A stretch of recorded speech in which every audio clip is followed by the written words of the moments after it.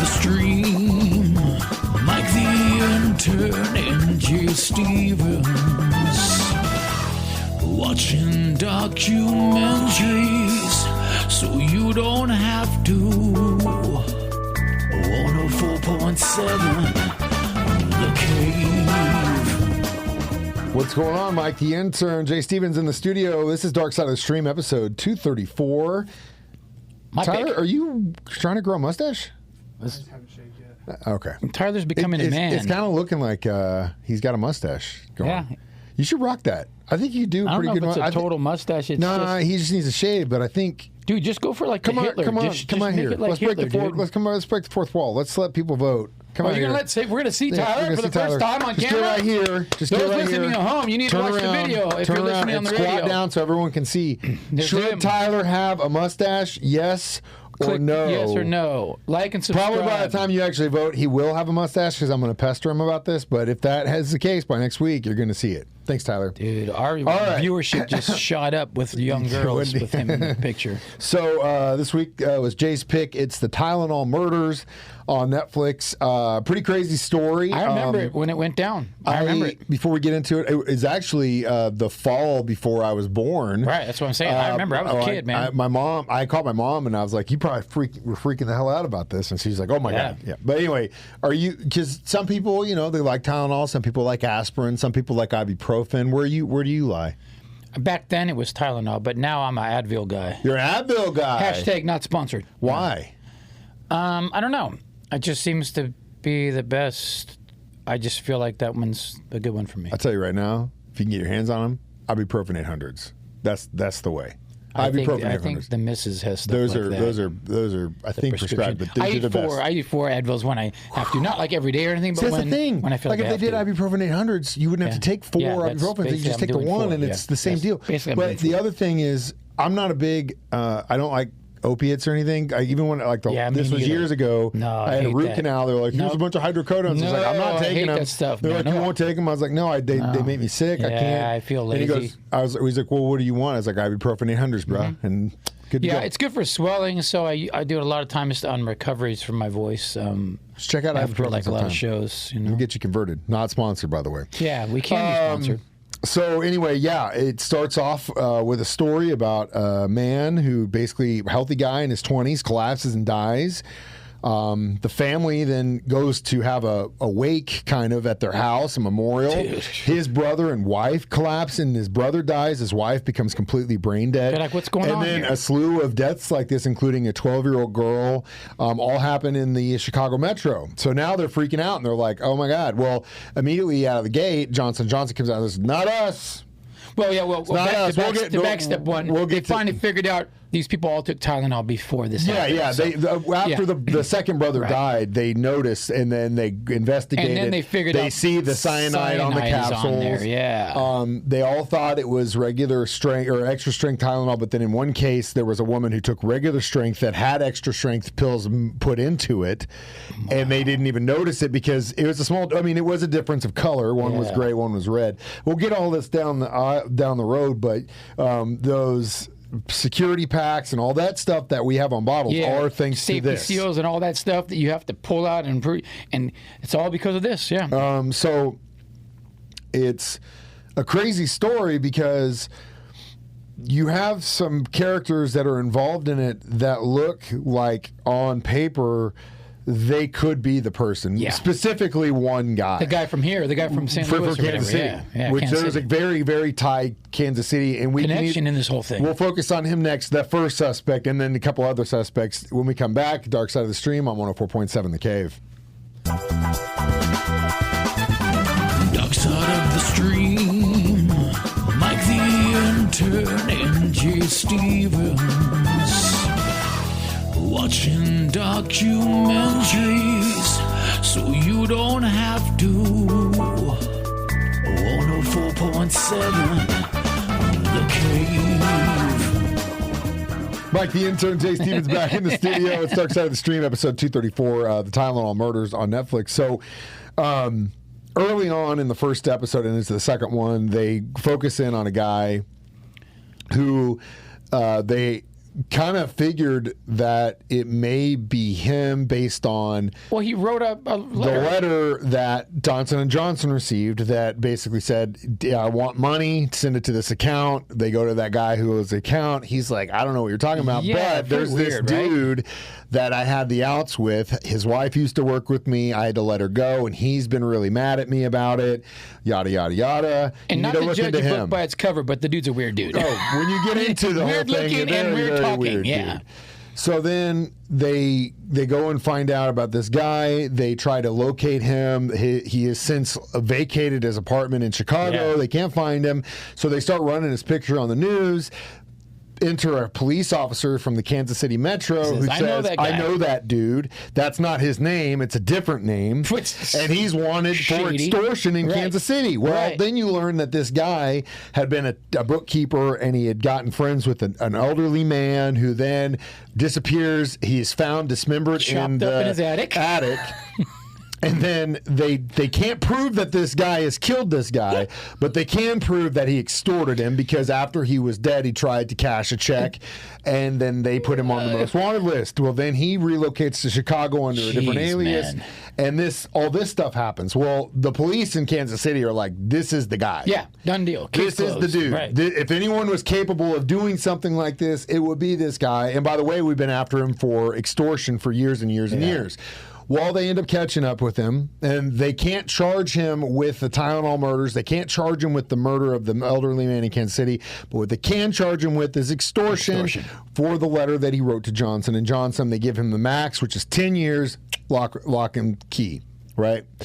Cool. Well, Case then, closed, right? Well, no, because then another guy kind of comes out, and because of a bar owner who said, you know what, I think you got the wrong guy, it was actually this dude who was trying to do it. And he, on his own, was a wild character in the sense that he was kind of an anarchist. He had a bunch of, he had cyanide in his house. he had cyanide, He yeah. obviously, well, but when they went to go search him, he didn't have anything. But they found a lot of things like the reading materials that he had and all these other things that he had. Looked a little sketchy. He looked like he could have been the dude, but again, they didn't have any actual evidence that would have tied him to anything, the Tylenol murders at all. So they ended up having to let him go. He then, I don't know why you're laughing because this is crazy. He then why gets I'm so laughing. mad, he goes back to the bar where the guy, he knows this bar owner has like pointed a finger and said, you did it.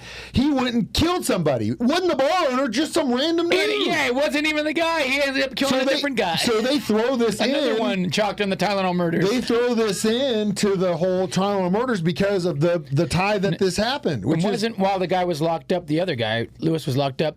Then another and case. in the late 80s, more case, someone else yes. died. Yeah. And this time... So wait a minute, this guy's still in jail. What Johnson & Johnson had to hope for was that this would only happen in one area because since it involved two different factories, it only involved one area. So then it was some monsters do it. Some monsters do it. Well, the daughter of one of the victims is saying that's not the case, and we'll talk about that next. Dark Side of the Stream on 104.7 The Cave.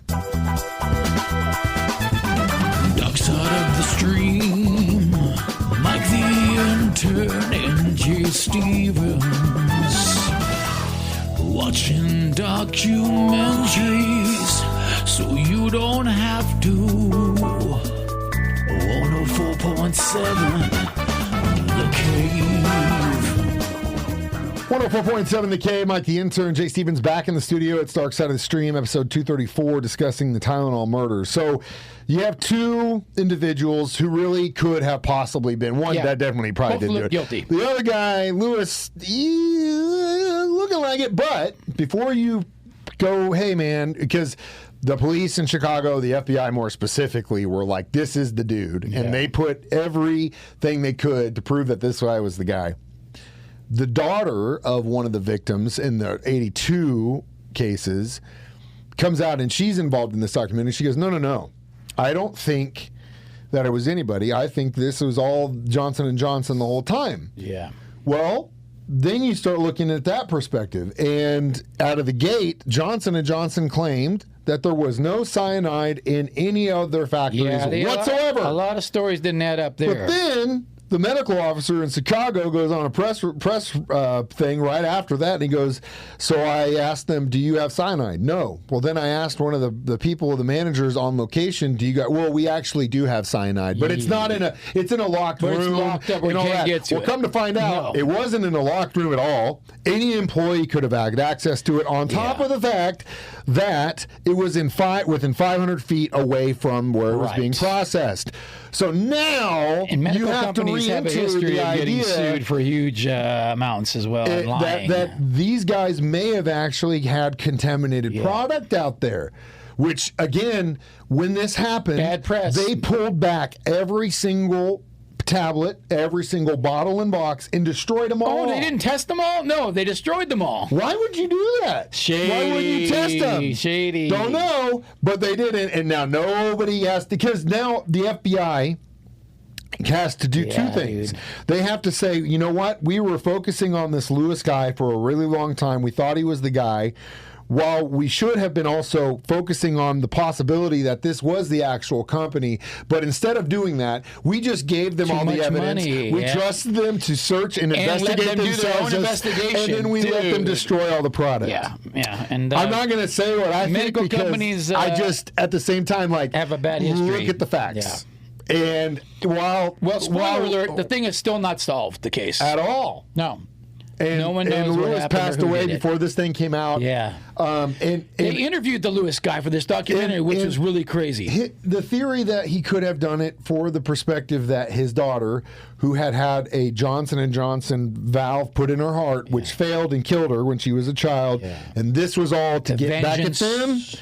I could also buy that theory too. I know. I could buy all the theories. That's the problem here. But the fact that goes back to the FBI would have to go out and admit that we were wrong in the way we looked at this investigation and focused in on one guy. We were wrong in allowing one of the organizations that should have been a listed suspect of this to investigate themselves and then destroy all the evidence. That is a huge meatball out there. It's a huge meatball. It's but you know what? It's the American dream, baby. And if you got enough money, you can do whatever the hell you want in this country. Proven time and time again. We'll be back with our thoughts on this documentary and reviews next on 104.7 The Cave. Dark side of the stream, Mike the Intern and Jay Stevens,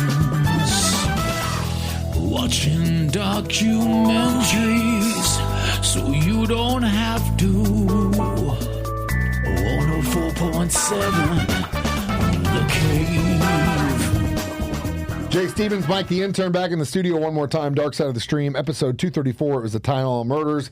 So how many little white and red pills would you give this thing? 3. I'd go 4. I thought, like I said in the beginning, when you get to it, I was like, what am I going to... There were a lot of pieces of this thing that... It was very short and easy to watch. And just to know, because of like what we were discussing in the previous thing about how this could have been all through the corporation. You know how much money that corporation spends in advertising dollars alone? They're probably one of the largest organized advertisers globally in the world. This was the whole thing. And the reason why that never gets brought up in the news... Well, I'll let you figure that out for yourself. Same with all the COVID stuff, how that ended up being so fraudulent. They spend so much money that everything was hush-hush, man. You know? It's talked about. Yeah. So, again, I give it more because, at least just because I learned a lot. Yeah, I did like there were things about it that I was... Missouri. Yeah, dude. Lewis, man, he was a strange dude. Ultimately, I think he could have been either him or it was... Because what destroys their Johnson & Johnson story is that in 86, 4 years later, it happens again. And this is with the packaging intact. Yeah. So then the world will never know, I guess. Tell me how that works. The world will never know, I guess. We got a magician on our hands. You know what I mean? That's crazy. Anyway, as always, we got to pick next. There is a crazy case going on right now. They may have caught him by the time we do this. I don't know or not. But as of right now, as we sit here, this guy is on the run. They did a documentary about him called Devil in the Ozarks. A couple years. It's on Max. We're going to watch it and discuss it. But he dressed up like a police officer, and they just let him walk right out of the gate. So wait a minute. They did a documentary on this guy a few years ago. He's been in jail, locked him up, and now he just got out like last week or something here. Yep. He's roaming free? Yep. Can we get him in here You in the might studio find him next at a week? Machine Gun Symphony Let's concert. get him in the studio next week.